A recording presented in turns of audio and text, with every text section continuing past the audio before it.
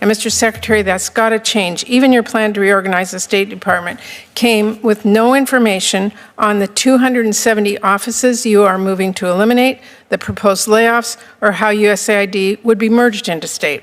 And your characterization of the moves that we made Mr. Secretary, were I would false. just tell you, we are here because we need the information so that we can write our budget and on a bipartisan. Well, you'll have the information you need to write a budget. Okay, so will we get the details on the El Salvador arrangement? Yes or no? Well, which Salvador arrangement? Your agreement.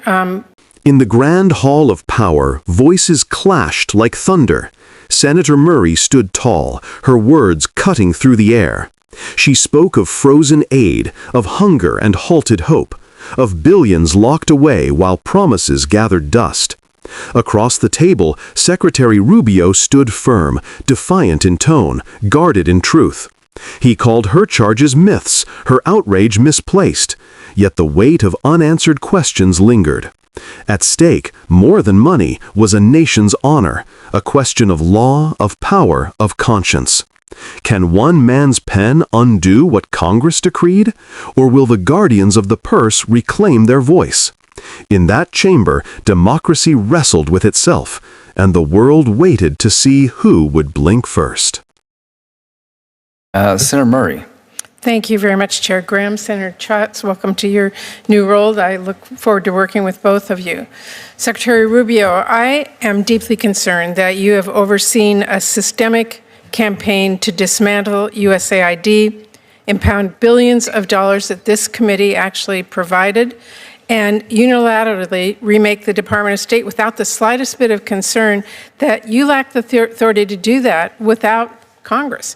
It has created chaos, it's caused preventable deaths across the globe, and it has undermined American leadership. As Ranking Member Schatz noted, what you have done is outright illegal, a complete violation of bipartisan appropriation laws, the Impoundment Control Act, and the Anti-Deficiency Act.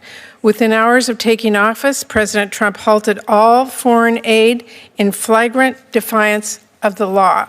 Now, under your watch, Secretary Rubio, that freeze was implemented with chaos and cruelty. And then you illegally shuttered USAID, placing everyone on leave, halting life-saving work, literally locking people out of the building and out of their devices, even in dangerous corners of our world. You paid people not to work, abandoned our partners across the globe, and chaotically recalled global staff, putting more than 1,600 Americans who served our country abroad in limbo.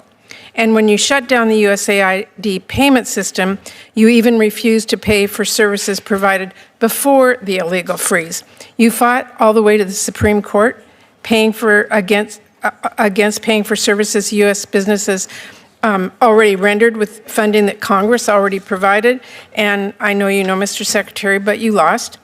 And I assume you need the reminder because to this day, you have not made all the payments that are required by our nation's highest court, and as a result, American companies continue to lay off American workers. And by the way, you do continue to lose in court, including just yesterday over your move to illegally replace the U.S. Institute of Peace Leadership, and in recent cases over international broadcasting. Now, eventually, Mr. Secretary, you sent Congress notice of your intent to collapse the USAID into state. Only you didn't consult with this committee. That's required by law.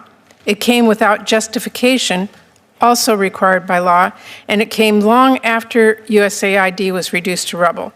So sadly, disregard for our laws and values, to me, has sort of become a pattern of your tenor, revoking visas when someone writes an op-ed you don't like, or reaching a secret deal to use taxpayer dollars to jail U.S. residents in a notorious foreign prison, no due process, or pointlessly leaving food assistance to rot in storage. Actually, in Dubai, we now have 500 tons of high-energy biscuits that expire in July. They're bought, they're shipped, they're stored, all at taxpayer expense. But you've condemned them to waste, and that is one example of many. Now, another pattern that I'm deeply worried about is transparency. We have pressed you for information. Our staffs have sent you countless emails and briefing requests so we can do our job here. There are hundreds of unanswered requests and no effort to address them. And Mr. Secretary, that's got to change. Even your plan to reorganize the State Department came with no information on the 270 offices you are moving to eliminate, the proposed layoffs, or how USAID would be merged into state. I won't ask you whether impounding billions of dollars is legal. It is not.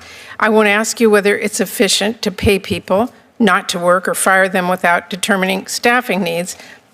And I won't ask you if cutting 91% of our counter-narcotic and law enforcement programs make us safer, abruptly abandoning agreements with allies makes us stronger, or ceding our global leadership to China makes us more prosperous. Of course not. We know that.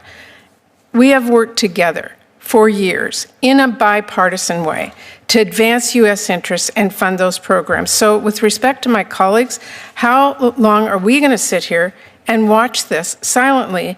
Are we going to roll over as Trump tramples our laws and undermines our U.S. leadership, burns down what we have spent decades building, and let millions of people across our globe suffer and die? Or are we going to stand up, push back, assert our constitutional power of the purse? And to my colleagues on both sides, this is the moment to decide whether this committee continues to be a powerful bipartisan force, a force that I think we've all been proud of for a very long time, a force that is focused on safety and economic strength and national security, focused on leading the world in research and development and countering China and others with our soft power and our military power. Every single member of this committee knows what we are risking by letting this administration tear down so much. On USAID and other programs, we can always talk about how we can make things work better and other reforms. I don't think any of us are opposed to any of those considerations. We have been doing that in a bipartisan way for a long time. But that's not actually what Trump's fiscal year 2026 budget proposes.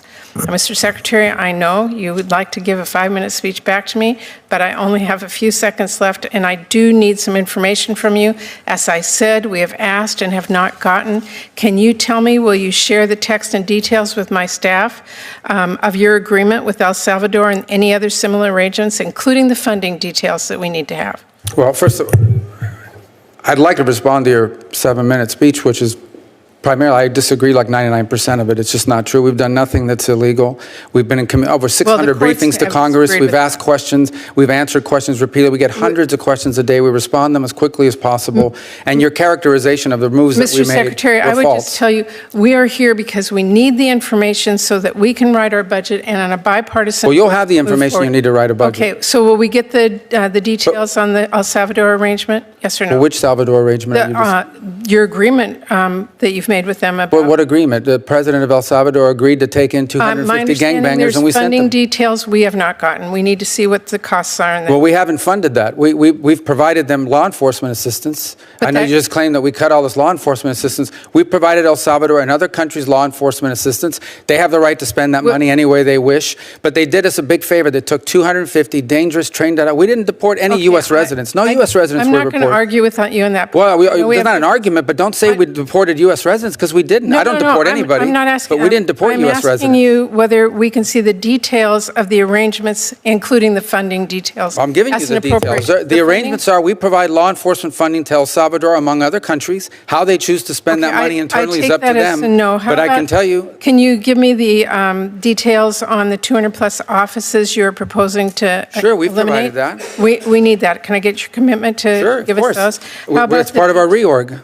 How about the details and justifications of your proposed rescissions from programs you claim are out of alignment with administration priorities? Are we going to get the details of that, funding priorities? On rescissions and impoundment and things of this nature, that's obviously an OMB function, and I would talk to them about that in regard to what's going to go on with that money. I can tell you the contracts we canceled. And I can list to you the contracts we canceled and the rationale why, because I went through them myself. Can you get those to us like today? So the contracts? Yes, and the funding arrangements that you've made. That's what I'm asking for. Funding arrangements with who? For any of the rescissions, for any of the funding, for any of the multiple congressional directives that you have given out so that we as an appropriations committee can make our funding decisions. Sure, you're going to have all that information you. when you I put together a appreciate budget. Thank you. I enjoyed that.